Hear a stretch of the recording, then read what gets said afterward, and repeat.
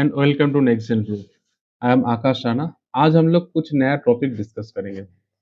आज हम लोग डिस्कस करेंगे अगर आपका बैंक खाते से आईटीआर का मिसमैच। हाँ, मिसमैच कहाँ होता है? मान लीजिए आपने आईटीआर फाइलिंग कर रहा है अपना फॉर्म 16 देख के 6 एज देख के बैंक अकाउंट में कुछ और ही बोल रहा है। तो आज हम लोग उसी को डिस्कस करेंगे। तो चलिए आज हम लोग देखते हैं कैसे आप अपने मिसमैच को कैसे आप लोग करेक्ट कर सकते हैं।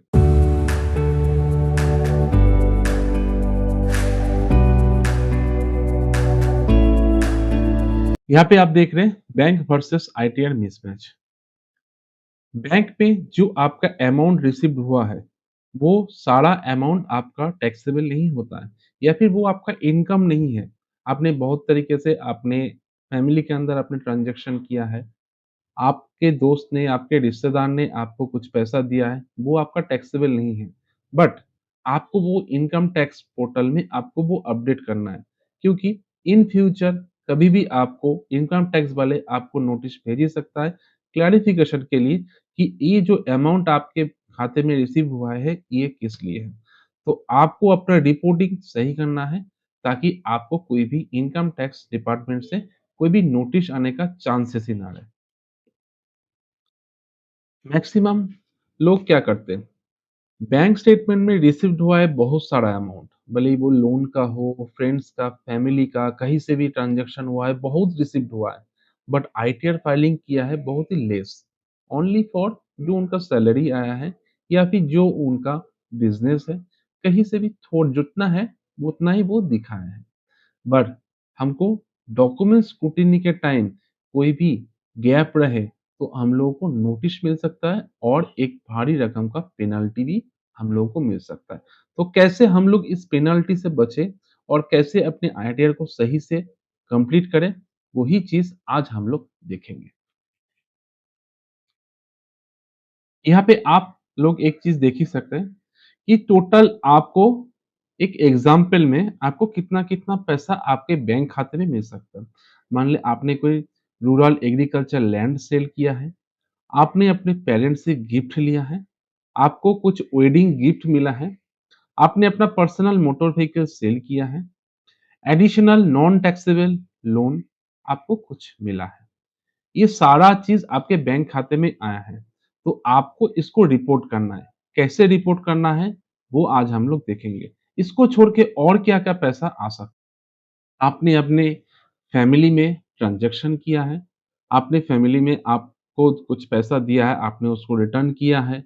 एनीथिंग फैमिली के अंदर आपने हुआ है, आपने अपने भाई को कुछ पैसा दिया है, दिया था, भाई ने आपको उसको रिटर्न किया है। एनी ट्रांज़ैक्शन, भले ही वो पिछला साल आपने दिया था, लेकिन आपके भाई ने इस साल आपको रिटर्न कर दिया है। तो एनी जो ट्रांज़ैक्शन है, वो आपको कैसे आपको रिपोर्ट करना है, ये सारा चीज़ आप लोग देख ली। देखिए, आपके खाते में मान लीजिए पर्सनल लोन रिसीव हुआ है। आपके खाते में पर्सनल लोन आपने लिया है, वो आपने 10 लाख, 15 लाख, 20 लाख का या फिर आपने पर्सनल लोन लिया है, तो उसको भी आप रिपोर्ट कर सकते हैं।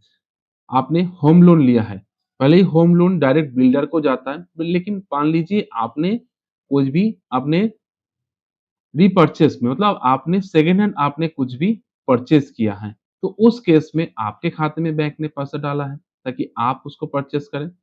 तो ये होम लोन का अमाउंट बहुत बड़ा होता है, तो आपको ये सब अमाउंट आप कहाँ पे दिखा सकते हैं, कैसे आप इसको क्लैरिफ़ाई कर सकते हैं, वो आज हम लोग देखते हैं। फर्स्ट आपको एग्ज़म्प्ट इनकम वाला टैब में आपके आना है। जब आप आईटीआर फाइलिंग कर रहे हैं, आपको ग्रॉस टोटल इनकम में जो आपको एग्ज़म्प्ट इनकम वाला टैब है, वहाँ पे आपको आना है। यहाँ पे आने के बाद आपको यहाँ पे लास्ट में एक ऑप्शन मिलेगा अदर इनकम बोल के। अदर इनकम आप जैसे सिलेक्ट करेंगे, यहाँ पे आपको ऑप्शन दिया जाएगा कि क्या-क्या टाइप का आपको इनकम हुआ है। देखिए यहाँ पे आपको लास्ट में receipt not in the nature of income ये वाला ऑप्शन है। ये वाला ऑप्शन इस साल ऐड हुआ है ताकि आप लोग ये जो अमाउंट आप लोगों को बैंक खाते में रिसीव हो रहा है, आप इसको दिखा पाएँ।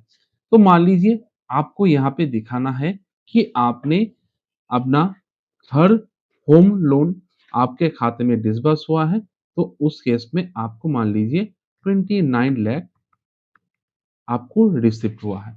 यहाँ पे आपको डिस्क्रिप्शन में आपको लिख देना है कि होम लोन रिसिप्ट।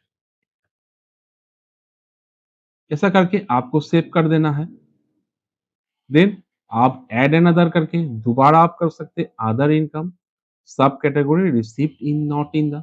यहाँ पे मान लीजिए आपको 15 लाख रुपए आपने पर्सनल लोन लिया, पर्सनल लोन लिया है आपने, तो यहाँ पे आप ले सकते हैं कि पर्सनल लोन फ्रॉम, आप लिख सकते हैं any types of any bank, मान लीजिए आपने एचडीएफसी बैंक से लिया है, फिर आपको सेव कर देना है। इसी तरह आप और एक ऐड कर सकते हैं रिसीव फ्रॉम इनकम। मान लीजिए आपने अपने पेरेंट्स से आपने गिफ्ट लिया है, कितना 2 लाख, आपको गिफ्ट मिला है पेरेंट्स से 2 लाख, गिफ्ट्स फ्रॉम पेरेंट्स। इसी तरह आप मान लीजिए आपने अपने फ्रेंड से आपने 10 लाख रुपया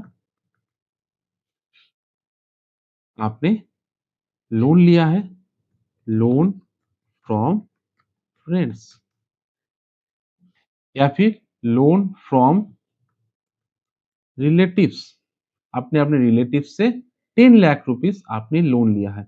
इसी तरह आपके खाते में जितना सारा ट्रांजैक्शन हुआ है साल भर में बड़ा amount, which is large amount, आपको इसी तरह आपको रिपोर्ट करना है, ताकि इनकम टैक्स वाले कभी भी आपके बैंक खाते से मैच करके आपको कोई भी नोटिस ना भेज पाए कि आपने खाते में इतना एक अमाउंट रिसीव हुआ है, आपने उसको डिक्लेयर क्यों नहीं किया है, प्लीज क्लैरिफाई, ताकि आपको कोई भी नोटिस ना आए।